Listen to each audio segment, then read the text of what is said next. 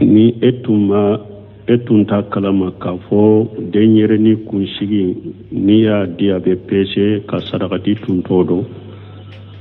minnu tɛmɛna e ka o la i b'o kɛ cogo di baasi t'i ka o la sunna ni mustahabu de don wajibi tɛ n'i y'a to yen ni i ka a dɔnbaliya de y'i bolo fɛn t'i ka o la a fɛn wɛrɛ minnu n'i y'a sɔrɔ dɔrɔn i b'a kɛ mɛ min tɛmɛna fɛn t'i ka o la ko kanuna ni mustahabu de don wajibi tɛ ko ye ni wasi an di mɔgɔ ma n'a fɔlɔ ni bɛ balon ko ye a bɛ seli wagati ɲagami a ma ale bɛ se ka bɛn safo kan ni balon bɛ ka bɛn safo wagati la ka seli jama la o b'a to ni balon mana kuma min na a bɛ safo bon ko an bɛ mun fɔ mɔgɔw ye minnu bɛ sugu la ni baloko ye fo wagati bɛ tɛmɛ donc an tɛ balo dɔrɔn kɛrɛkɛrɛya fɛn o fɛn ye diɲɛ sugu la ko de a kana kɛ sababu ye ka hadamaden sugu la ka bɔ sali ma فخلف من بعدهم خلف أضاعوا الصلاة واتبعوا الشهوات فسوف يلقون غيا alako mɔgɔ ɲumanw tɛmɛnen kɔfɛ nona bila jugu dɔ bilala nana ka bila u nɔ la u ye saliw labila ka sali labila k'u nin dungo bato ne ala bɛna olu bila kaya kɔnɔ dɔw ko jahanaba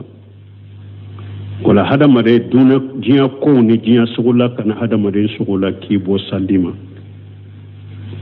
alladhina hum an salatihim sahun fawailu lil musallin alladhina hum an salatihim sahun alako halaki janga katabe mɔgɔw ye salibagaw ye minnu bɛ ɲina u ka saliw kɔ minnu bɛ ɲina sali kɔnɔ o tɛ dɛ minnu bɛ ɲina u ka saliw kɔ u bɛ saliw to u bɛ ɲina k'u bɛ sugu la ka b'u ka saliw ma ala ko bɔnɛ ni halaki de b'u ye ya ayuha alladhina amanu la tulhikum amwalukum wala auladukum an dhikrillah wa man yaf'al dhalika fa ulaika humul khashirun ala ko mu'minun akan nafolo na ka don kana sugu la ka bɛ ala kosuma ma ni mɔgɔ min y'o kɛ olu ye mɔgɔ perdilenw ye wala hadamaden k'i yɛrɛ kɔlɔsi donc fɛn o fɛn ye diɲɛ ko de janko tilonkɛ o kana kɛ sababu ye k'i sugu la ka bɔ sali ma Sheikhul Islam Ibn Taymiyyah ko tilonkɛ tɛ dɛ a ko hari ka diɲɛ wajibi dɔ diɲɛ ko minnu yɛrɛ wajibi ka i k'u kɛ dɛ n'u olu dɔ y'i sugu la ka bɔ ala ka farida ma o fɛn masina kɛr'i bolo haramu ye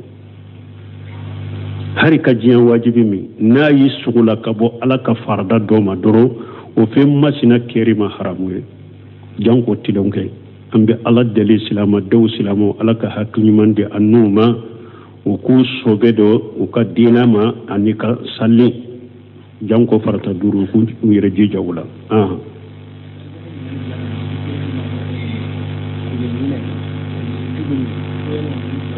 kule ɲinɛ ye mun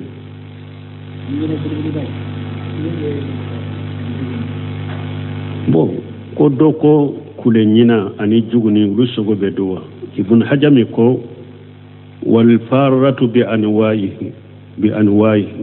ako ɲina na a qualité bɛɛ ɲina na sugu bɛɛ haram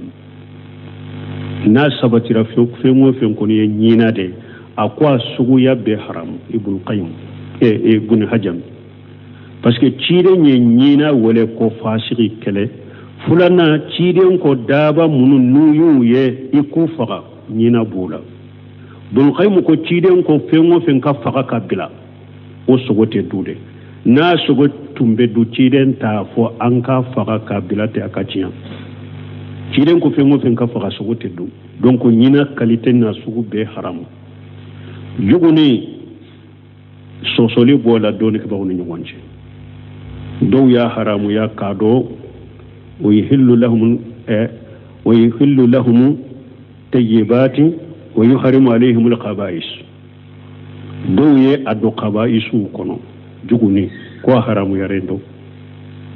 do fana ko ay delila jele mana della sahle mana ka juguni haramu ya ni delila sahle mana ka haramu ya lesrila ale dagaleno tumami ibn baji nyinin kara ayen ninde fo ako juguni ako sosoli bala na ko doni kibaw ka kuma sahle delila munun na laka haramu yawma sabati doni kibaw ka kuma sahle abe tolle siri le ka daga lendo me min kanya ki ka toy bun bari yemin jabi juguni ka kola shagal bani fana ya nyuguna jabi u ya nyinin ka ko juguni ko sosoli bala do ya haramu ya do ko addaga lendo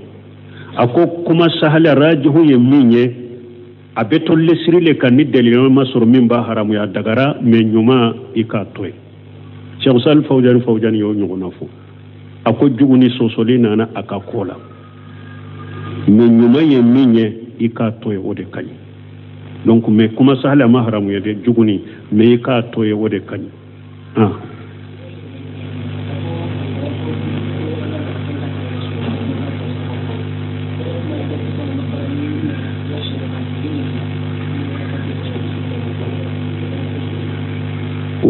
juguni folo ngoni la may nyina ngoni la may ndeta kun fo wala ni nyinin kale ko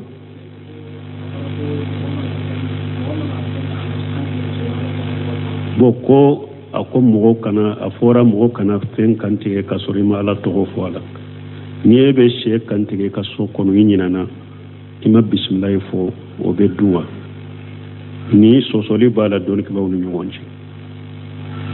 ni ñe imam nasafa rahimahullah ale ko kantigali fe ni ñina nande bismillah ma fo abedu ko delilay juma rabbana la tuaqina in nasina aw aqtana an wala junaha alaykum fi ma qatatum bihi ulu yenni aya utakafu ni ñina nande basita la bedu doni ke bagaw groupe fulana ko kuma fulana tigu ko ko ni nyinana kan tigeli fe ma bismillah fo atedu ajifara ulu ka delaka jumaye wala taakulu mimma lam yuzkar ismullah alayhi wala ko kana fendu ni femmin kan tigeto namala alma ala to fo aka akana dude ani ko ciden ko ma ani hara damma wa dhukira ismullah faqulu kantigali femmin ni kantigali kena ni joli be bo aye fen kantige no ya bismillah fo ayo do hadisa mafhumu ni ma bismillah fo do ita do donc nin kuma fulana tigumba jigi imam na maliki akanka soro ni yorola ni nyina na ita do ibnu semin risalatu al-uduhiyya aka kitabu dobe risalatul uduhiyya ayennin de kene ya kono ni kantigale fen ko ni nyinana ima bismillah fo akwatetu abeta finire atedu ayenni aya fo anini hadisa akoni mugo do ko amma abe aya injabi chogodi ala nan nyinana kammin kan katawra kammin kai kanan nyinana ni nyinana da katawra amba akwamba jabi sogo min fule ka tinya junubu tala wala baga min fule ka jifate ka tinya bolo na tara fil junubu si tala wala me baga in ko nitetu rabbana la tu'aghina sina qutana yin yurode junubu tala baga yi sogo tinya lena me ni yere tuku ka ewa baga jifa ka ta fil iyen na fulu min tinya junubu bilaw be junubu tila me ni ewa inyina na de bismillah ma fo atedu me aye jifali min ke na tara fili junubu tilaw yorode la me atedu aya nunun koso atedu ko ako fana ako ni anye ni nyogona ke ni aleye ni saga belebele ba saga tilole aya kantige tanyina na bismillah ma fo o fufura benya na kata fili ako no be saga were kantige bismillah be fo yorola de na ma fo kacha ya koni oba janto bismillah la nati nyina ko tuguni ko saga belebele banni saga nyuman ka fili ko ale nyina na ma bismillah fo ni saga wore be kantiga wala oba janto yerela wala ala kulli halin kuma fula de bala no semin ko ne rahimahullah aka kitabu in kono risalatul fil uduhiyya wa jaka abin min giriya woyode ni nyina na ka bismillah fo ate du me sogo min ciyana junubu tila wala mais ala kulli hal ni mo min tara safa yu fanaka kuma yin fe masailati istihadiya do masailati ikhtilafiya de do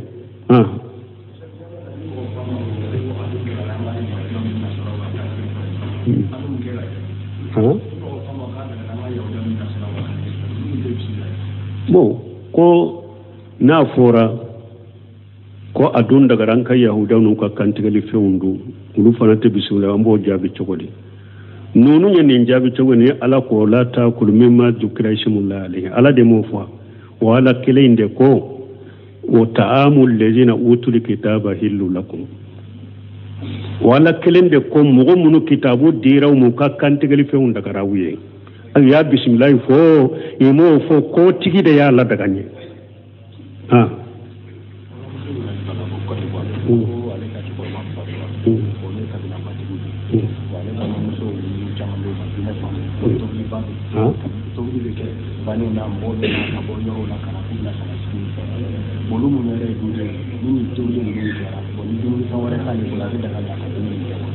sabi ka kuma ka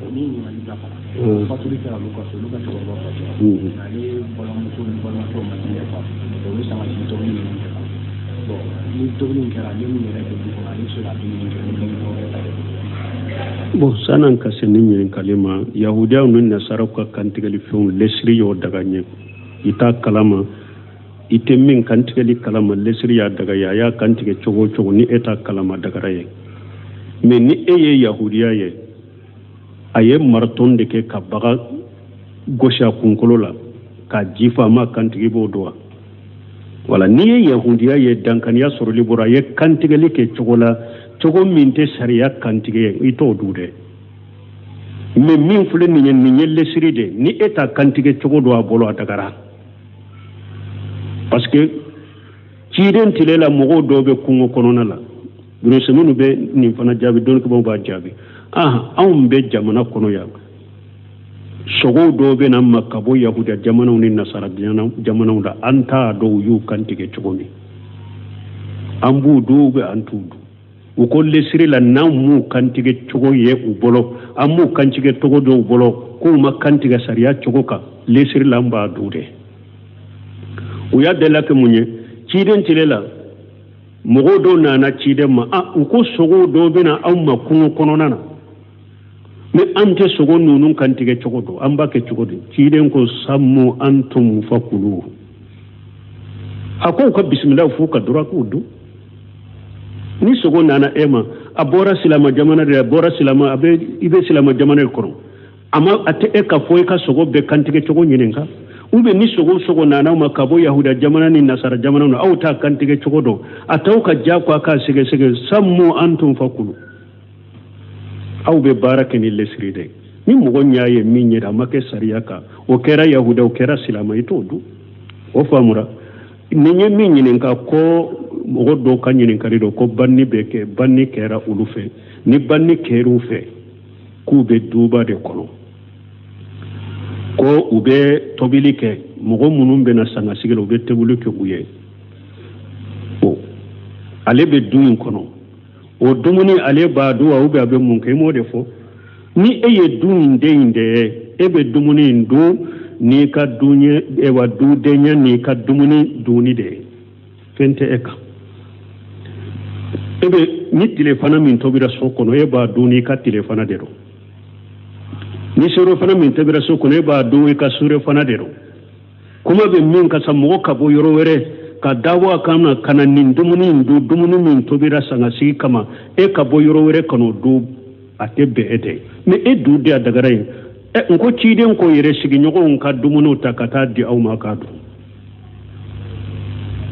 tumami jafara fatura ko sigi nyogon ka dumunu to bombaji ko ako banni kera domin kono silamiya sariya ko awde kana dumuni to be jamae men ni mugo nana dumuni di dumugo ma uyo du atotora ube achayaruma mugo munum be du kono ube duna munun nana ube momin bora yorore donna o dumuni de ma chaya uma ka do bashite ka wala dumunu min dira uma chayara uma nu ye mogo min wele ako do ube ye mogo min soro do kono ayo do achayara uma dumunu min nana duma bashite o duni la de donc dumunu min dabura kama mo kata sigiye ka tobi aw kama aw ko do o de haramu ye mais du dem min be du kono dumunu min tobira du kono ne ka do nin kan nafakatiye basi ti kawla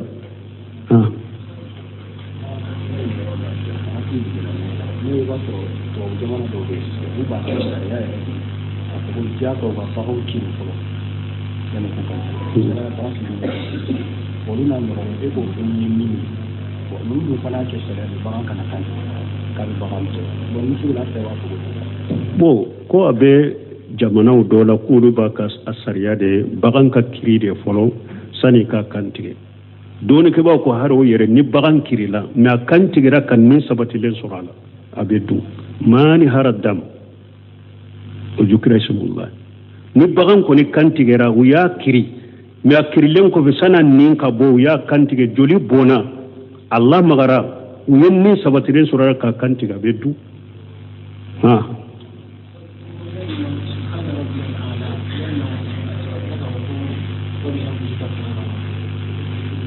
bon subhana rabbiyal a'la o de sabatilen do o bihamdihi nye bumbaji ka kuma sega ka kateme me hakili taka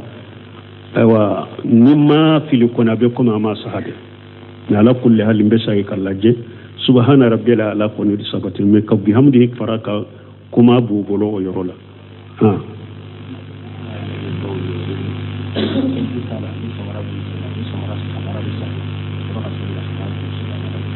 bon ko do saliji tala ku samara buse no be samara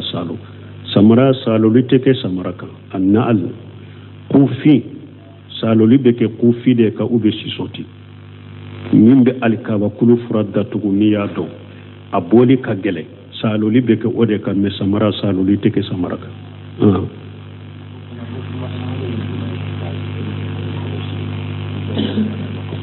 bon ko kuma sahalen ya juma'a ka jikru ke ni koloshe do ko dagara do ko ma daga bon min kanyi folo sani an kana kuma sahalen na sunna ye min ye folo ika jikru ke ni bolonko ni alaykum bil anamil fa innahunna mustanqatu yawm al qiyamah ciden ko abawma aka ka jikru ke na ka bolonko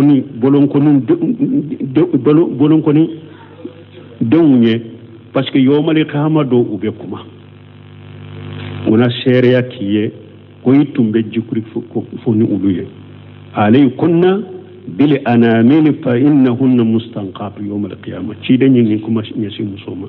mbawma kaka jikru keni abalon ko donye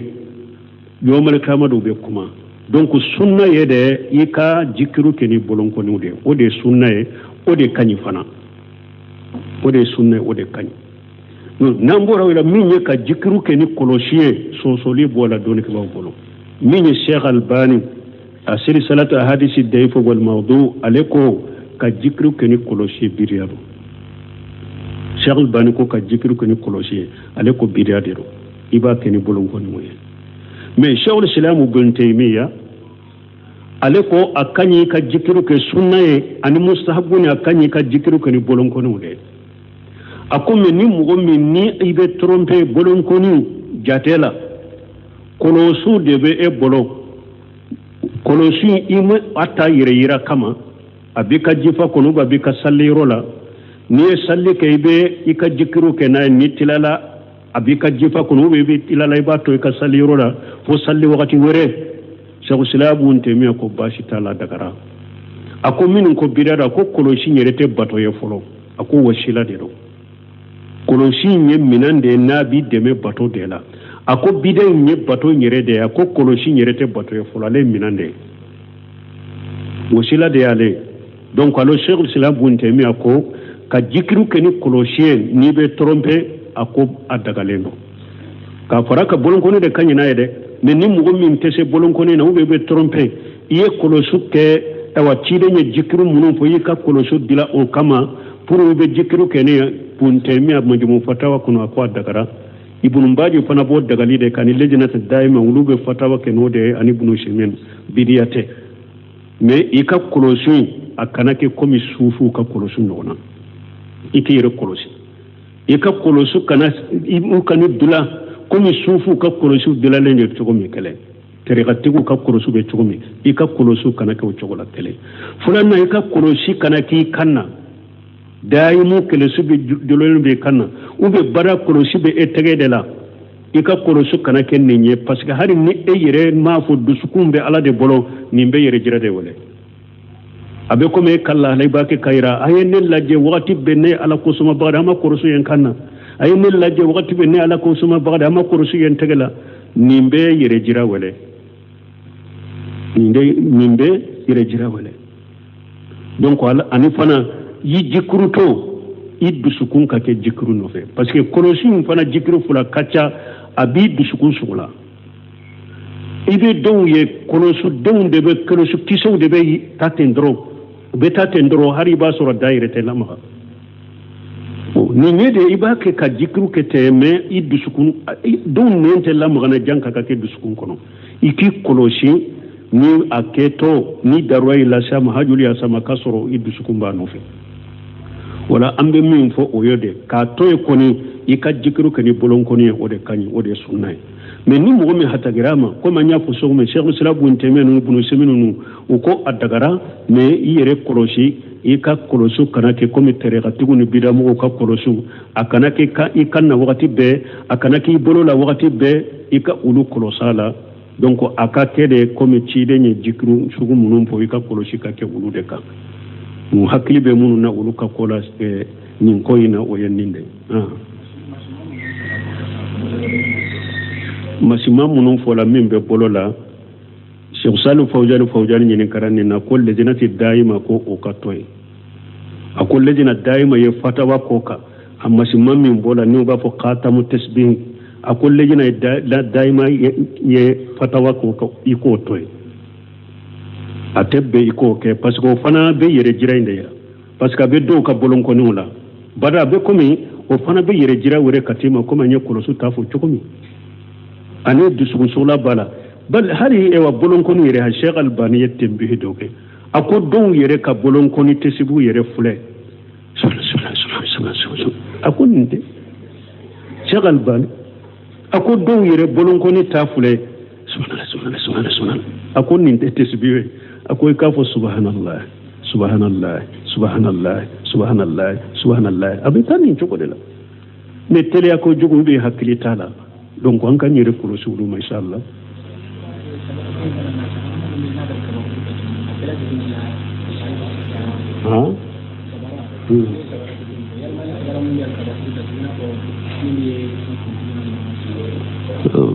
bon ulu yo be ko mi kofi do ko yala samara min bale kaba kunu fula datu samara na be teme alikaba kuru fura la oto de ko kofi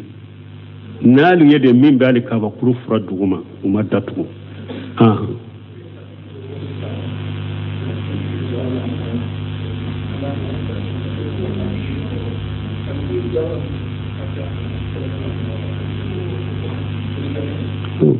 bon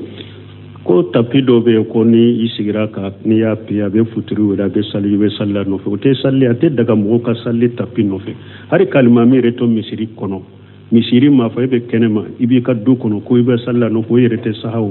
janko ka tapi ki kalma mi ko be sallo no fe subhanakallahumma rabbana bihamdika ashhadu an la ilaha illa anta astaghfiruka wa atubu ilayk ni etunta kalama ka fo denyere ni kunshigi ni ya dia be pese ka sadakati tuntodo munun temena eka wala ibo ke chogodi basi tika wala sunna ni mustahabu de wajibite ni ya to ni ika adombaliya de ibolo fenti ka wala a fenwere munun ni ya soro doro ibake me min temena fenti ka wala ko kanuna ni mustahabu de wajibute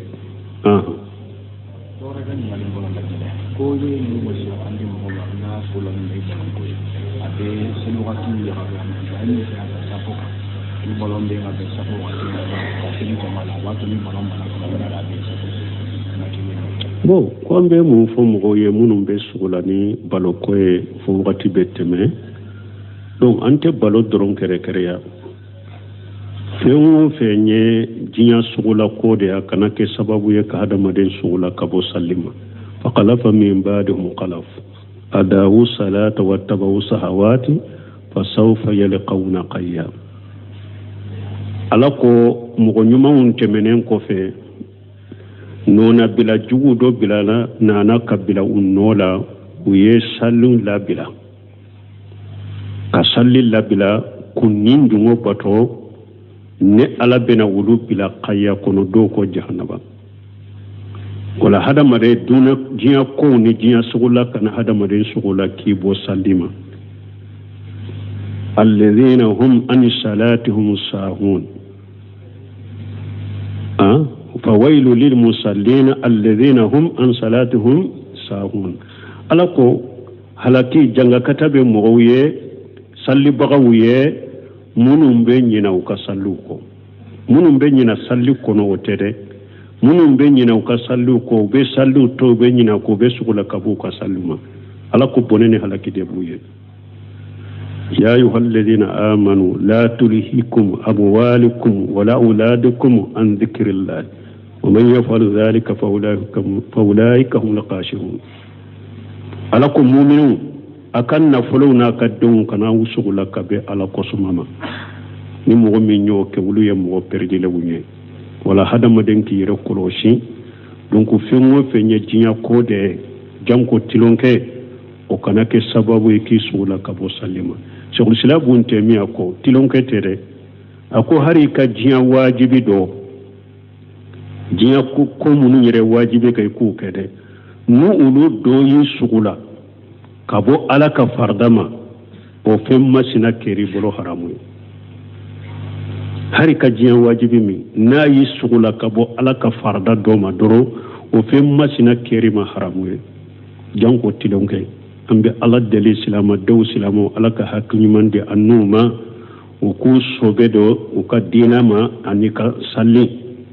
janko farata duru ku yire jijawla